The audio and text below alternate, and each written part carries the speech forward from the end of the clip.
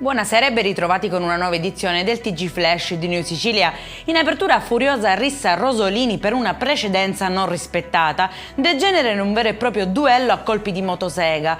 Protagonisti un giardiniere alla guida di un furgone che è rimasto ferito e alcuni cittadini stranieri a bordo di un'auto. La scena avvenuta in pieno giorno davanti a una decina di automobilisti attoniti è stata ripresa con i telefoni e i video sono diventati virali in pochissimo tempo.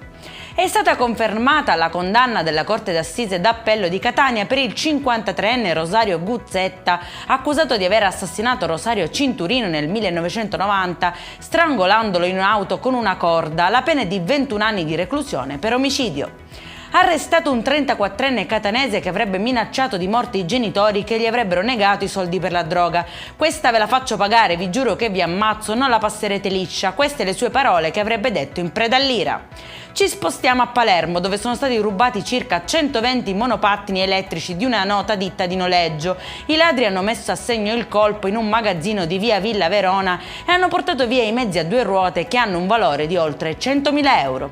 È in chiusura il meteo, domani la pressione è in diminuzione, ma la giornata sarà contraddistinta da generali condizioni di bel tempo, temperature massime fino a 33 gradi.